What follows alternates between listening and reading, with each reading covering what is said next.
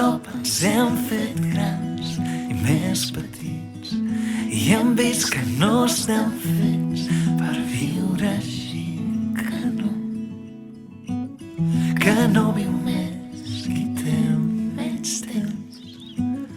ni més soroll, que no en tenim prou amb aquestes paraules que ens coneixem millor pel que callem, que des de quan s'ha tornat tot tan important.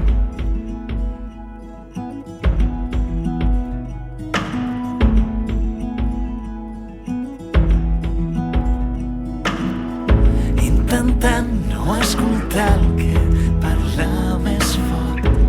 ni seguir el que va davant d'aquesta pressa per arribar, d'aquesta pressa